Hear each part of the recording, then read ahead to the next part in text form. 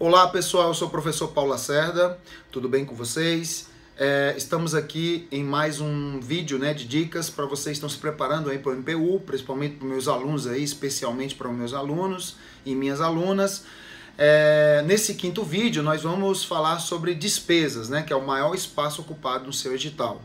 As despesas têm 5 grandes itens, tá? Para você memorizar e levar para a prova com o mais cuidado possível, que são os estágios, depois vem resto a pagar, DEAs, despesas de exercícios anteriores, depois nós temos a classificação da despesa e, por fim, descentralização de créditos e de recursos. Esses são os 5 grandes itens. Sobre os estágios, nós podemos abordar que nós temos 4, que é a fixação, o empenho, a liquidação e o pagamento. A fixação é quando os créditos são alocados na LOA, tudo bem? E por conta da emenda 95 de 2016, a fixação das despesas primárias não estão mais alinhadas às receitas, tá tudo bem? Eu vou fixar as despesas primárias de acordo com o gasto do ano anterior, acrescido da inflação do período, e durante a sua execução eu vou deduzir o valor de resta a pagar pagos. Então atenção, a despesa primária não é mais atrelada à receita. Isso no Brasil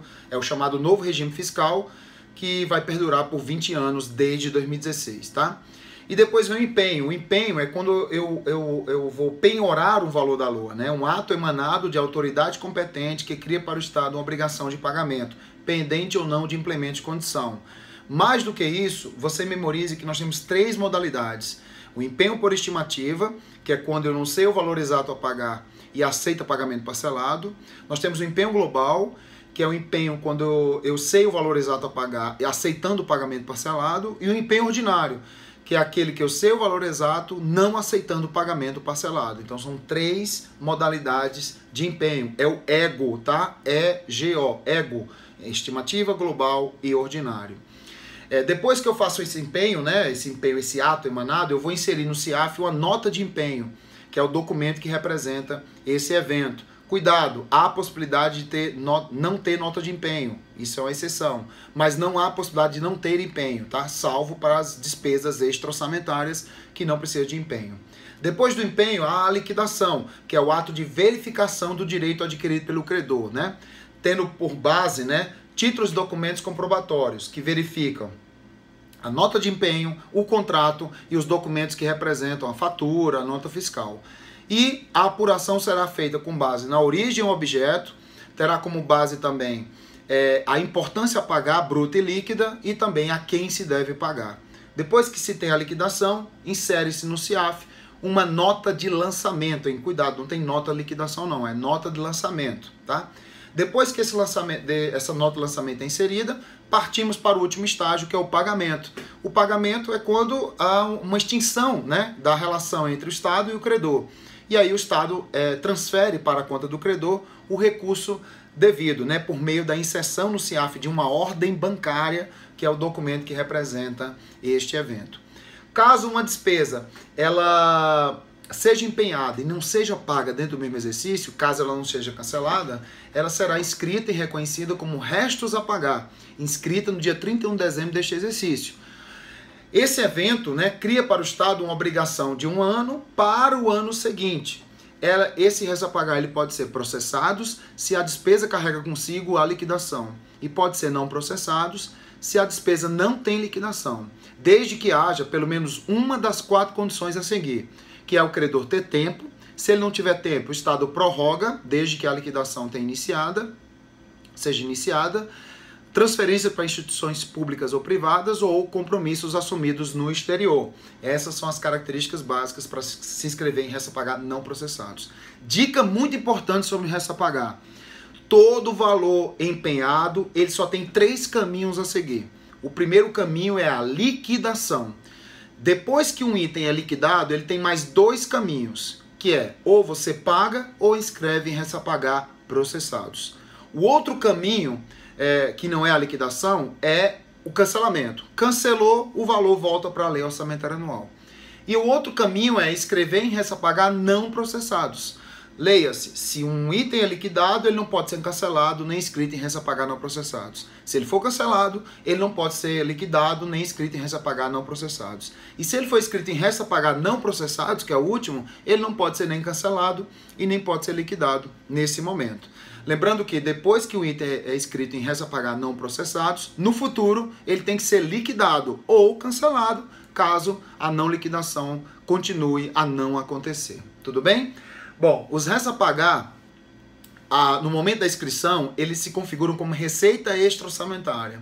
E no ano seguinte, quando possivelmente houver o pagamento, ele se transforma em despesa extra-orçamentária, retroagindo ao ano anterior. Característica diferente das DEAs, despesas de exercícios anteriores, que são despesas pagas no exercício corrente, a conta da despesa corrente, ou seja, despesa orçamentária, mas que são de exercícios anteriores, inclusive de res a pagar não pagos, mas que tenham a sua prescrição interrompida, ou seja, esteja com sua vigência cancelada. Então, DEAs se diferenciam dos res a pagar porque são despesas orçamentárias, tá? Com efeito ex nunc, eles não retroagem ao ano que surgiu a despesa, apesar de pagar coisas de anos anteriores. E sobre a classificação da despesa, a gente pode dizer para vocês que tem duas grandes na sua prova, que é a programática e a natureza. Sobre a programática, a classificação é dividida em programas, que são divididos em ações, que são divididas em subtítulos. Então, os subtítulos estão dentro das ações e os dois estão dentro dos programas. Nós temos dois tipos de programas. Um que gera bens e serviços à sociedade, chamado de temático, e um que gera bens e serviços diretamente ofertados ao Estado, chamado de Gestão, Manutenção e Serviços, ou GMS. E nós temos três grandes ações, que são os projetos, as atividades e as operações especiais, que estão dentro dos programas, salvo as operações especiais, que apesar de serem ações, não estão inseridas em nenhum programa do governo. E como é que eu faço para diferenciar na prova um projeto de uma atividade? É a questão da limitação do tempo ou não. Para ser projeto, é preciso ser limitado no tempo. As atividades não são limitadas no tempo. E o objeto? O objeto do projeto é um produto. Já o objeto da atividade pode ser um produto ou um serviço, tá?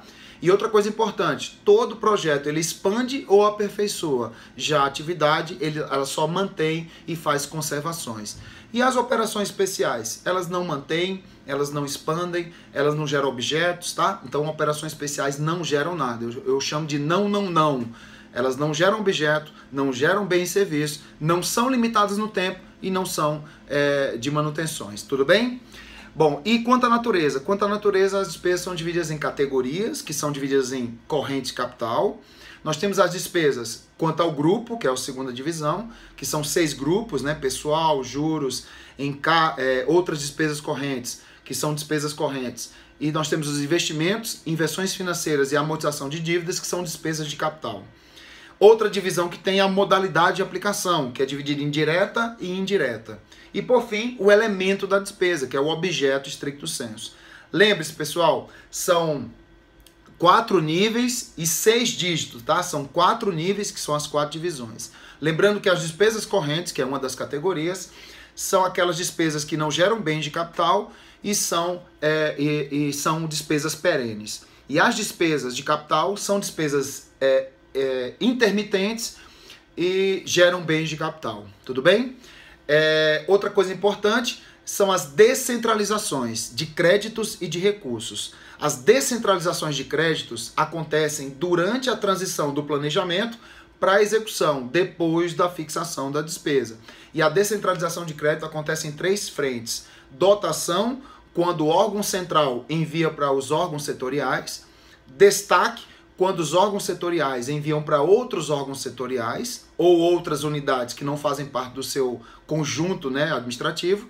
E nós temos a provisão, que é quando um OSPO, um órgão setorial de programação orçamentária, envia créditos para uma unidade orçamentária dentro da sua estrutura, ou quando estas enviam para outras unidades orçamentárias. Dica importante, toda vez que um ministério, que um OS, envia créditos para uma entidade pública, que da administração indireta, se essa entidade estiver dentro da estrutura do Ministério, continua sendo provisão.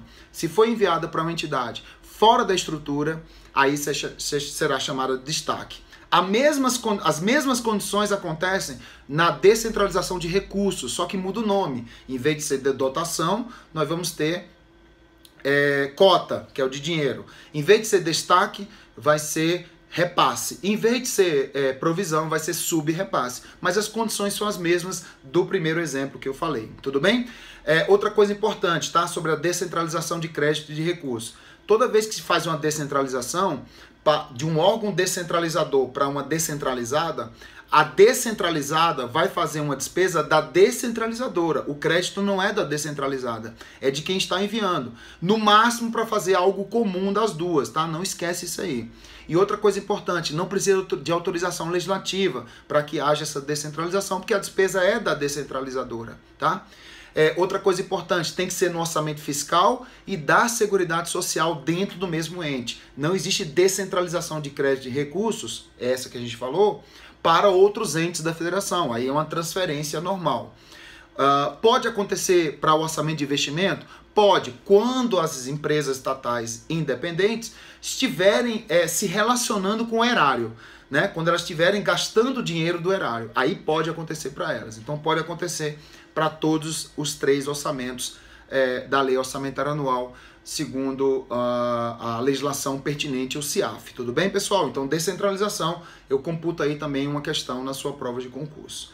Bom, espero com esse vídeo ter ajudado vocês aí, né, a aumentar sua performance, né?